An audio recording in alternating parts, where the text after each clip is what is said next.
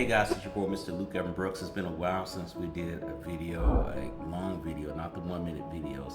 And I just wanted to talk to you. And yes, this is my co-host Chucky here. He's got my back here. But anyway, let's start the show.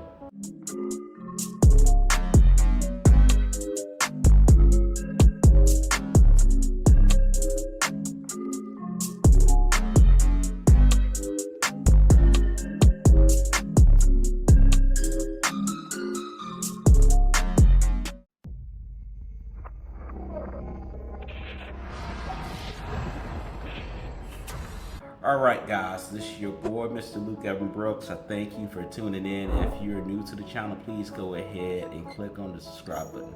Once you do that, you can catch all the latest videos that we put out here. I put out quite many videos. I do the 1 minute videos, but we also have a course that we're bringing to you very shortly in the month of June. This is going to be a car sharing master course, right? This course is going to show you exactly what I'm doing to operate remotely anywhere around the world to manage your cars and to scale your money up to 5 to possibly 6 figures doing a semi-passive income method. So definitely check out the link down below to go ahead and get on the pre-booking list, okay? So guys, let's go ahead and talk about it. I'm seeing too many things, and this video is going to really be talking about like what I'm seeing now in this world. You know, watching a little bit of TikTok, but I'm listening to what's going on back home in the States, and people are struggling. I'm seeing people having to work not 2 jobs, maybe up to, I would say, 4 or 5 jobs just to keep afloat. Not to make it real, you know, a bunch of money or whatnot, but just to keep afloat. And it makes you wonder, it's like, is the cost of living in the United States going bonkers? I would say yeah, because this big cost that we're looking at, right, to buy things versus your wages, it's not adding up. Because whenever you have something that's going like that, of course, people are gonna have to make more money. They're gonna have to do things. And I look at it like this: we have to make a choice, right? The only way you're gonna make money, because you're not gonna make money working a 9-to-5 job. They give you enough money to keep your head afloat, right? But when they have vices out here, right? They have vices for you to buy stuff now, buying cars. Like I can look, I'm in Bahrain.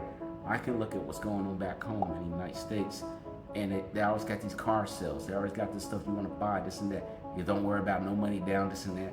They're not even talking about it. When I was dealing with my business, dealing with just trying to do some consolidating, meaning that I'm just trying to get the debt out of the way, not take a loan. Some of these banks are telling me we don't know what a PLOC is. They don't know what a personal line of credit is. So if you're a bank and you don't know, it was a reputable bank, and they said no, we can do a loan because a loan will get you stuck, right? And they keep throwing these things out here to y'all, and y'all keep falling for it, and it's wrong. It's dirty. It's really dirty. I was telling someone today too, because a lot of people think the United States is rich, everyone's rich, and that's not true. People have to find out how crazy it is with the whole debt to income ratio. Is pretty terrible.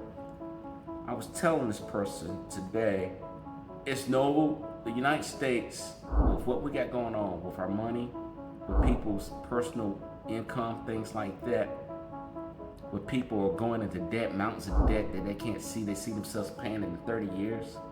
It's terrible. It's almost like the equivalent of drugs. Drugs is bad, right? It's just like if someone said, hey, I'm gonna give you this drug to smoke up, and you take the first hit. That first hit is the best hit ever, right? After that, you're chasing that hit. You're chasing the hit. And people say it's bad, it's bad. It's bad just like going to debt. Debt is bad. Bad is just like a drug.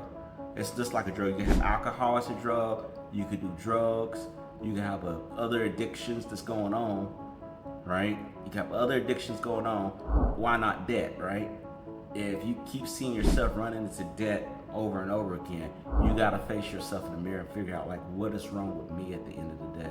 And I admit, I've been on that path right there. I have not went to bankruptcy, but like looking at it, because people say, oh, you know, you work in the military, you got your online business, that doesn't matter.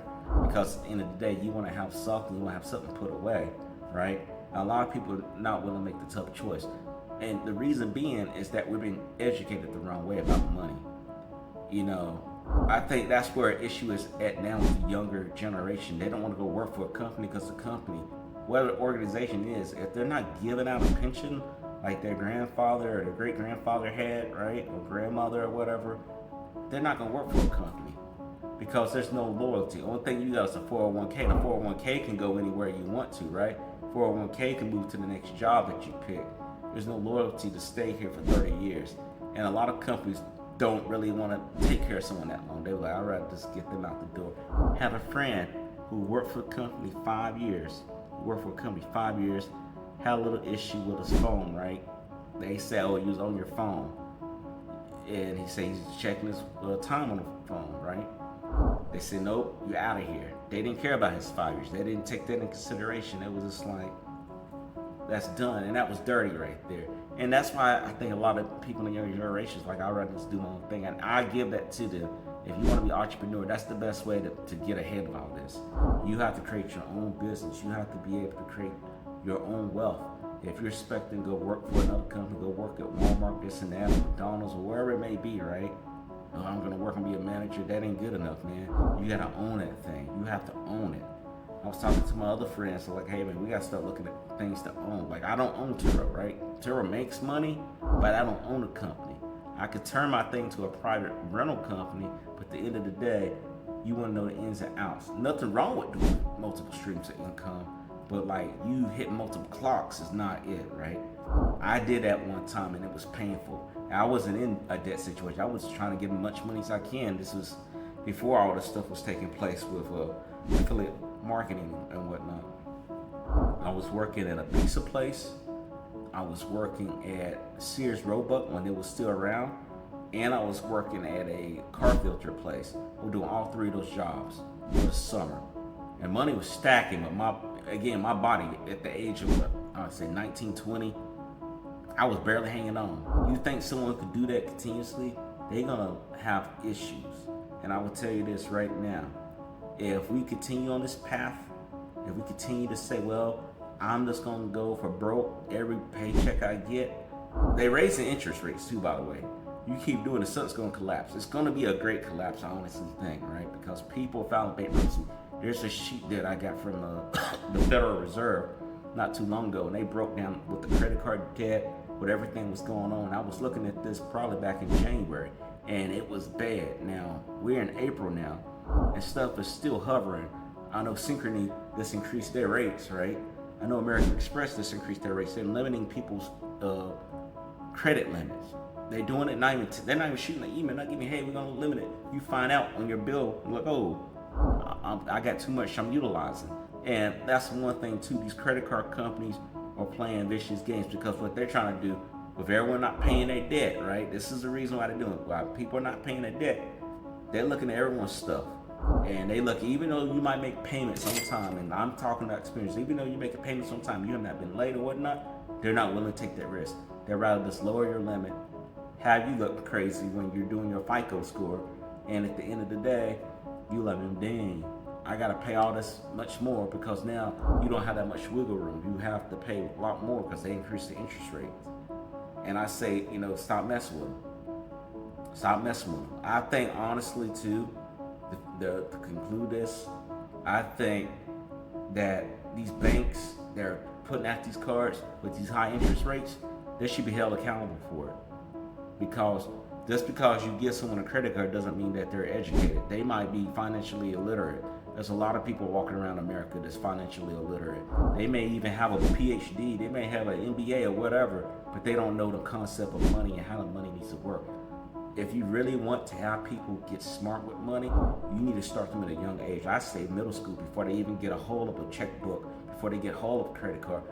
Help them understand what the goods and the bad are when it comes to credit cards, when it comes to debt. Now, all debt's bad, but understanding what these things are, understanding what a mortgage is, understanding what you got to do with an annuity, what do you got to do with life insurance. These things need to be taught at an early age so they can be grabbed on going forward in life. But we live in a world now, they're not educating people. They're not telling people this stuff until they're well out of college, or unless you know someone in your family who's going to talk to you about it. So there's just something to think about, guys. Let me know what your thoughts are in the comment below. Again, my name is Mr. Luke Evan Brooks. I'll see you on the other side. Take care.